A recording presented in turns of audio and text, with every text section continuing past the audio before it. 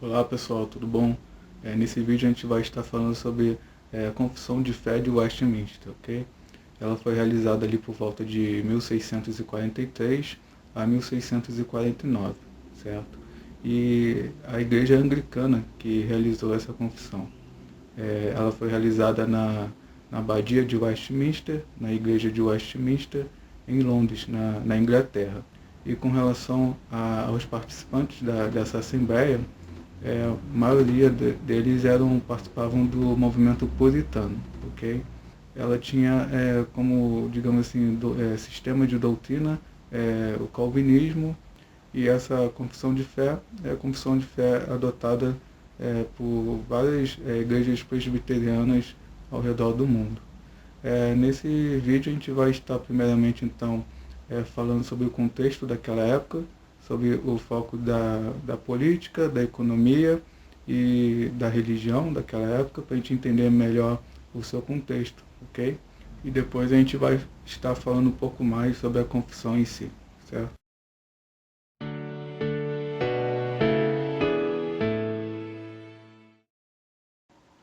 Então, nesse momento, vamos estar falando sobre o contexto histórico daquela época, começando sobre o ponto de vista político. O monarca britânico Carlos I reinou de 1625 a 1649. Acreditava que tinha o direito divino de governar e que um rei era, em essência, o representante de Deus na terra. Isso, somado ao aparente apoio de Carlos ao catolicismo, colocou-o em conflito com o parlamento e com os ministros puritanos. Uma guerra civil irrompeu em 1642 e os soldados do parlamento, conhecidos como cabeças redondas, derrotaram os do rei, conhecidos como cavaleiros. A execução de Carlos, em 1649, resultou no estabelecimento de uma república, comandada por Oliver Cromwell, líder das forças parlamentaristas. Após a morte de Cromwell, o filho de Carlos subiu ao trono em 1660, sendo coroado Carlos II. Distúrbios voltaram a ocorrer no reinado católico de Jaime II, que governou de 1685 a 1688, que durante a Revolução Gloriosa de 1688 foi deposto pelos parlamentaristas em favor de sua filha e de seu genro, Maria II e Guilherme III, ambos protestantes, que passaram a governar conjuntamente. Em 1689, o parlamento elaborou uma Declaração de Direitos, que estabelecia seus próprios direitos e limites do soberano. Isso fez com que a Inglaterra se tornasse uma monarquia constitucional, documento que mais tarde influenciou o direito constitucional em todo o mundo, incluída a Declaração de Direitos dos Estados Unidos. Vamos ver nesse momento o contexto econômico da época. A queda de Constantinopla para os turcos otomanos em 1453 acarretou no enfraquecimento comercial das cidades italianas que eram favorecidas pela mesma, como Gênova e Veneza. A tentativa dos reinos de Portugal e Espanha de encontrar uma rota direta para o Oriente, sem mediadores, deu-lhe frutos, como contorno pelo extremo sul do continente africano e a descoberta de um novo continente, a América, em 1492. Os ganhos dessas descobertas contribuíram para que os reinos ibéricos tivessem protagonismo no cenário econômico e geopolítico no século XVI. Ao mesmo tempo, nesse período, é possível perceber o aumento de poder e importância dentro da sociedade por parte dos burgueses, comerciantes e prestadores de serviço, o desenvolvimento do comércio e dos núcleos urbanos e o aparecimento de cidades autogovernadas, o que contribui consequentemente com a decadência do feudalismo na Europa Ocidental. No século XVII, há o enfraquecimento de poder por parte de Portugal e Espanha, e o aumento de protagonismo por parte de outros estados, como a França, a Inglaterra e a Holanda. Verifica-se nesse período, dos séculos XV ao XVIII, o desenvolvimento de políticas econômicas adotadas pelos estados modernos com o nome de mercantilismo, no qual tinha como principais características a acumulação de metais preciosos, desenvolvimento manufatureiro, política de limitação de gastos internos, balança comercial favorável e etc. No relacionamento comercial com suas colônias, como as da América do Norte, a Inglaterra predominantemente fornecia produtos manufaturados, enquanto que as colônias forneciam os seus recursos naturais. Por fim, podemos citar o papel dos avanços tecnológicos e invenções de instrumentos nesse período, como na área marítima, dos quais possibilitaram as viagens mais longas entre os mares. E por fim, vamos ver agora o contexto religioso. A Igreja da Inglaterra se separou da Igreja Católica Romana através do Ato de Supremacia, aprovado pelo Parlamento em 1534.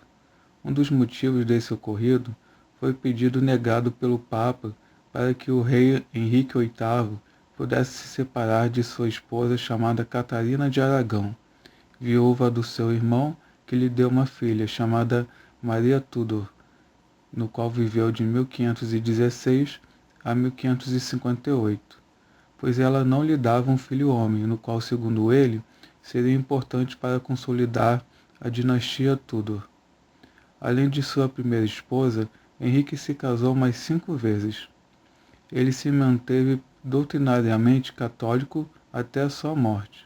No reinado de Eduardo VI, que viveu entre 1537 a 1553, houve uma abertura para a fé reformada.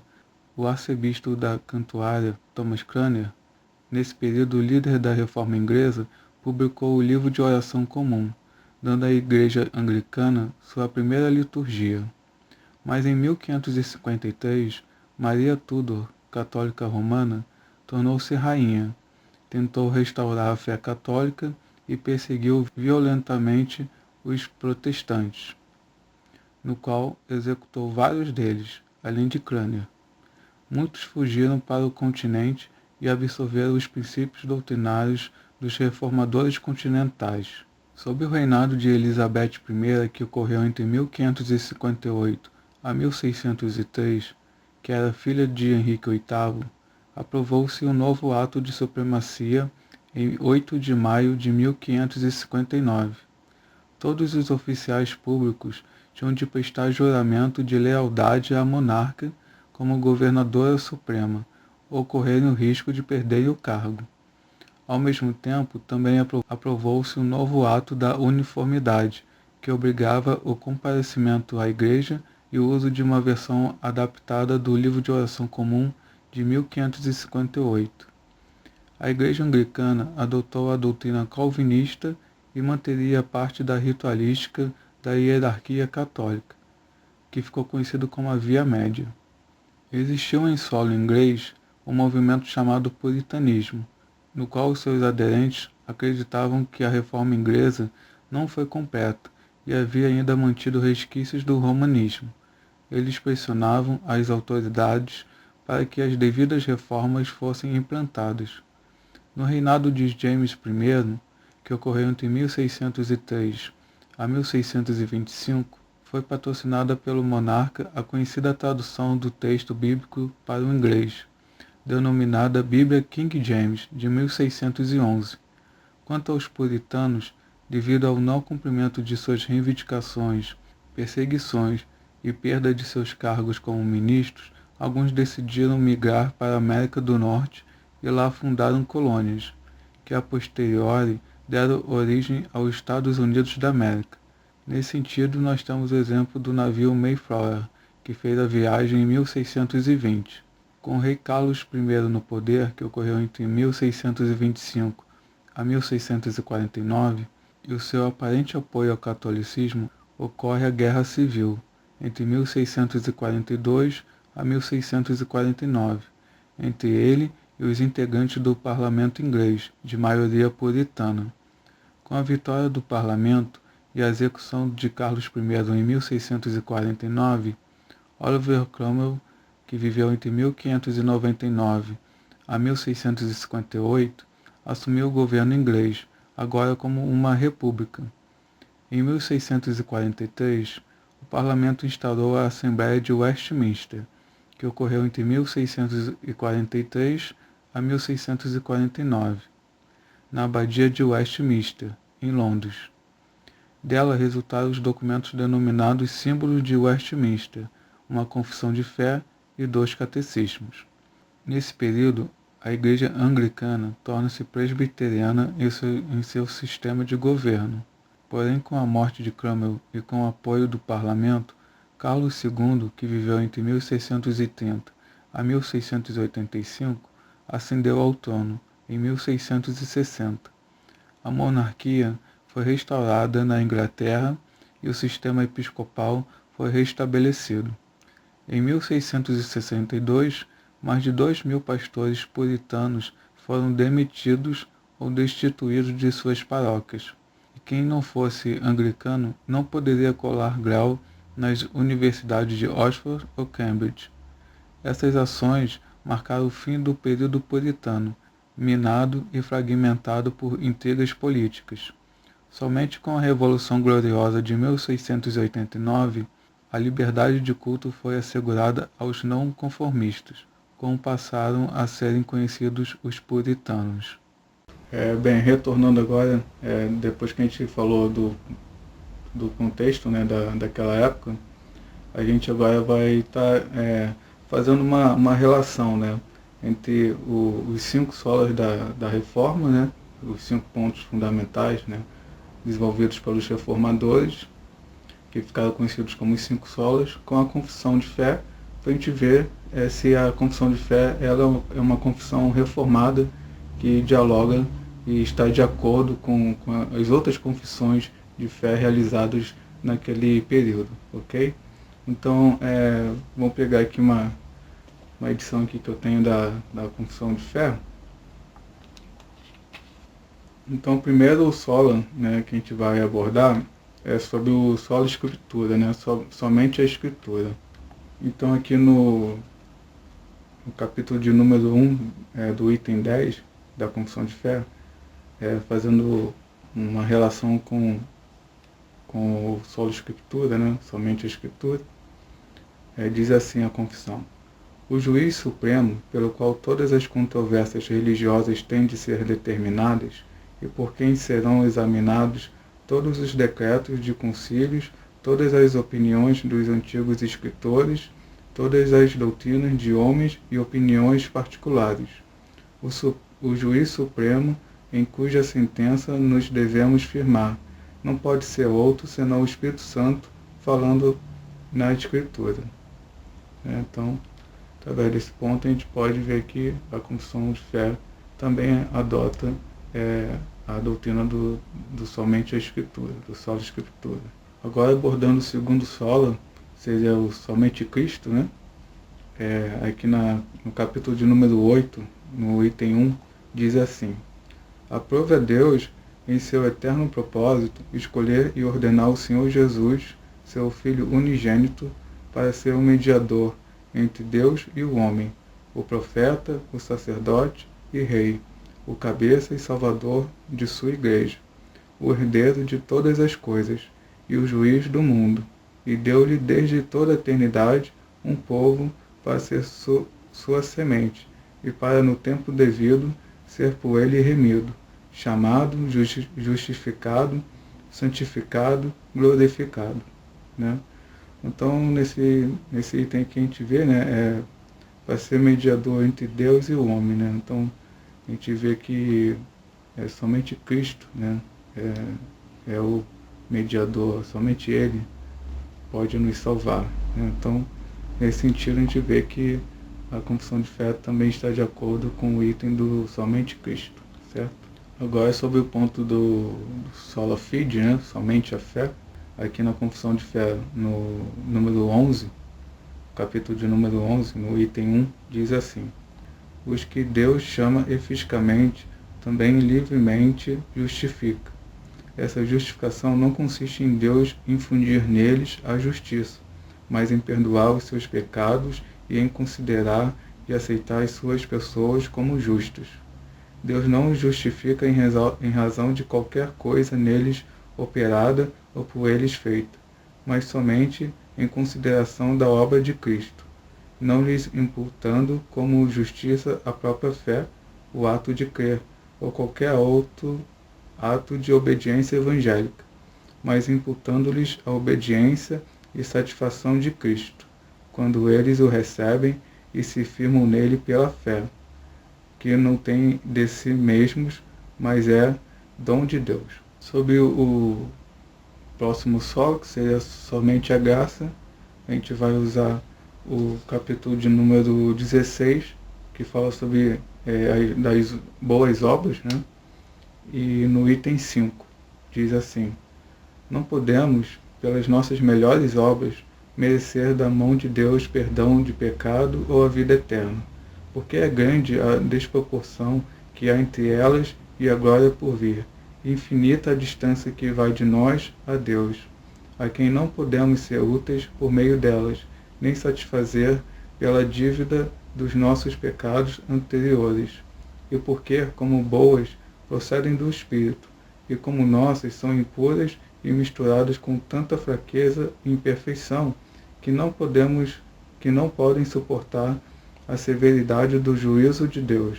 Assim, depois que tivermos feito tudo quanto podemos, temos cumprido tão somente o nosso dever e somos servos inúteis. E por fim, com relação ao solo, glória somente a Deus, né, o último solo, a gente vai estar falando aqui no capítulo 21, no item 2, diz assim: o culto religioso deve ser prestado a Deus o Pai, o Filho e o Espírito Santo, e só a Ele. Não deve ser prestado nem aos anjos, nem aos santos, nem a qualquer outra criatura. Nem deve, depois da queda, ser prestado a Deus pela mediação de qualquer outro, senão unicamente a de Cristo. Então, lendo essas passagens aqui na Confissão de Fé, né, nós podemos ver que a Confissão de Fé está de acordo então com os conceitos, com os fundamentos, né, os ensinos dos reformadores. Então podemos entender que é uma Confissão de Fé reformada, né, oriundo da Reforma Protestante, que está de acordo com outras tradições protestantes. Depois que essa Confissão de Fé foi realizada, a gente constata que a Igreja Anglicana ela utilizou durante pouco tempo, né? A gente vê que a monarquia retorna ao poder e depois a Igreja Anglicana não usa mais a Confissão de Fé, os símbolos de Westminster, e voltam a utilizar o livro de oração comum, os 39 artigos da religião, como seus documentos confessionais. Mas a Igreja Presbiteriana da Escócia, eles adotam, né, a Confissão de Fé de Westminster e os catecismos também, e não somente, né, os cristãos oriundos da Igreja da Escócia, mas também outros cristãos também ali na própria Inglaterra, né, e depois os cristãos que vão migrar para o norte da América, né, eles vão também, boa parte, utilizar também esses documentos confessionais, né, principalmente no caso os presbiterianos, ok?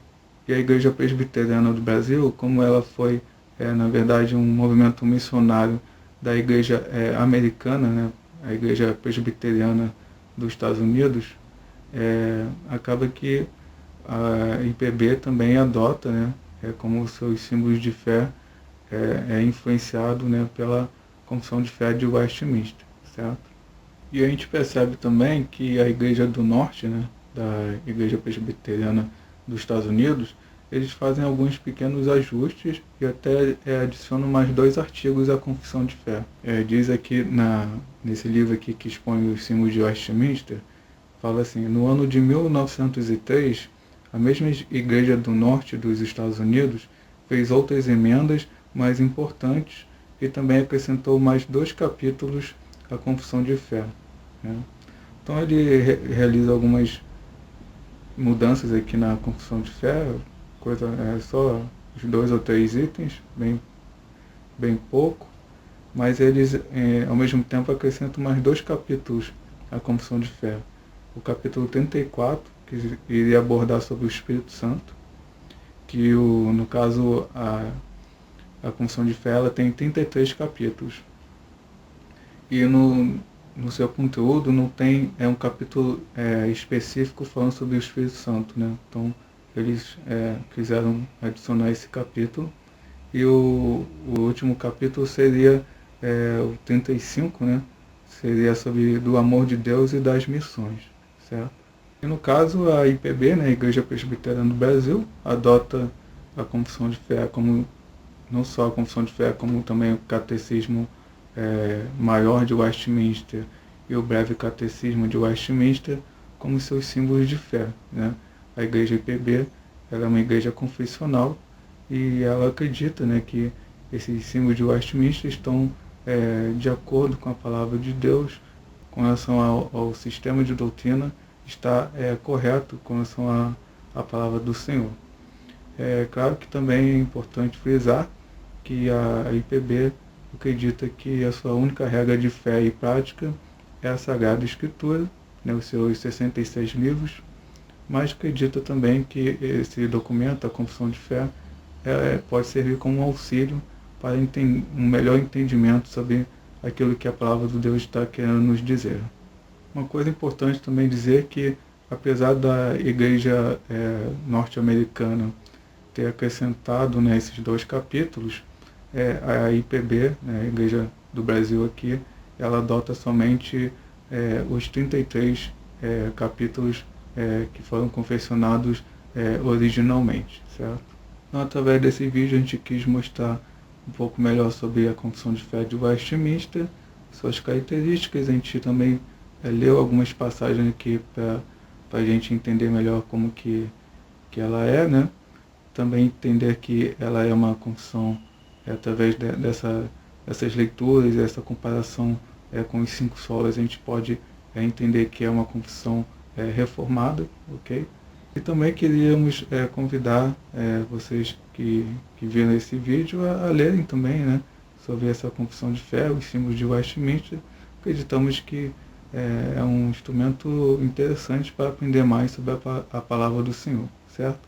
Então, tudo de bom, abraço aí para todos, até a próxima, tchau!